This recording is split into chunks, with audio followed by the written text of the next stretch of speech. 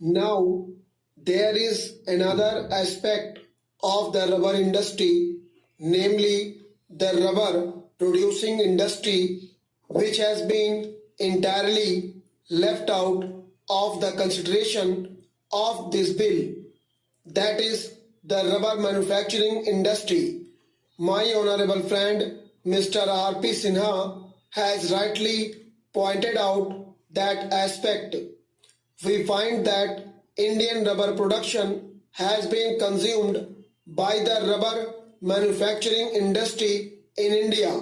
So, here is the question of increasing Indian production. As with the tea trade, the question is of export. As yet, the structure of the tea trade and the trends of the tea trade are such that it is mainly dependent on export, and whenever there is any loss of export market, there is a hue and cry of a crisis. But in the case of the rubber industry, all the rubber produced in India is consumed by the rubber manufacturing industry in India. Rubber is a very important commodity, and this industry should also be developed here. There is a deficit in Indian production, so the government thinks of allowing import of rubber. If the production of rubber is increased by 27,000 tons a year, that will be consumed in India. That is all very true. So, my point is that in connection with the development of the rubber industry, we cannot leave the rubber manufacturing industry out of our consideration.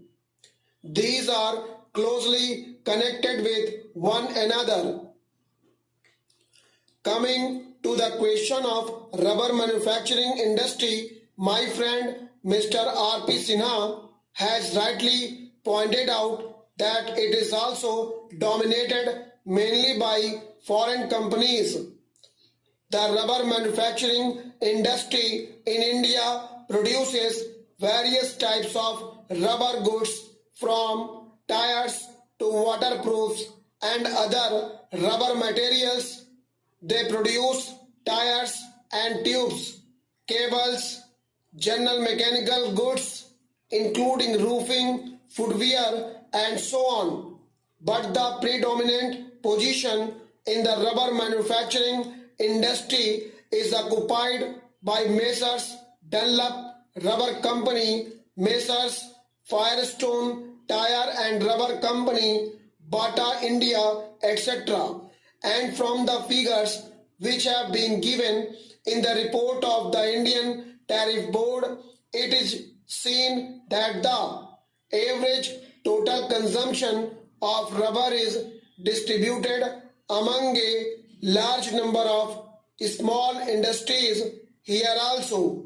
The question that arises is this: how should we treat these concerns, these big, gigantic concerns?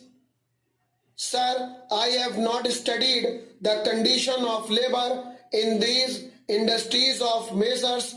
Dunlop, Firestone and Goodyear Company.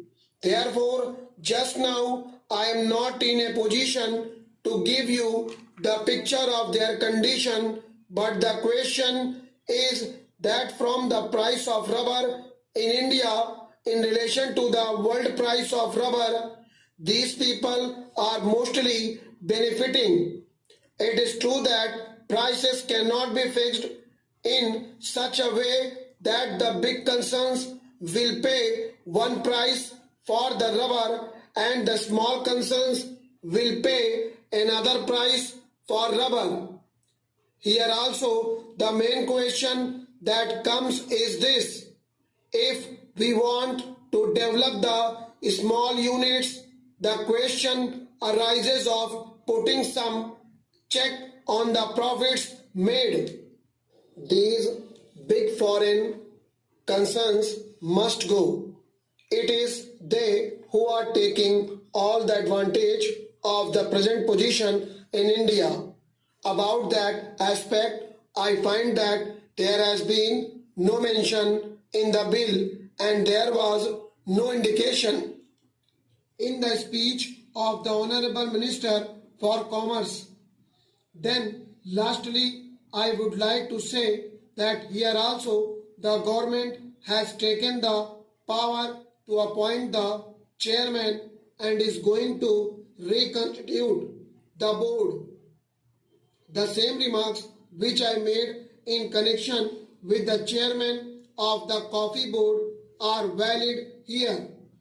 If it is the intention of the government to break the domination of the foreign rubber growers or big rubber growers in the rubber board, I think it will be circulated to honorable members later on.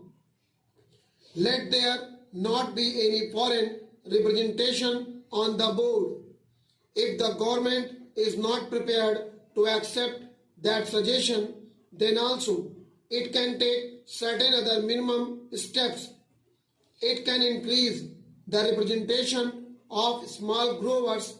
It can increase the representation of labor. The representation of small growers has been increased by 1, but the representation of labor should be increased. I do not suggest the number now.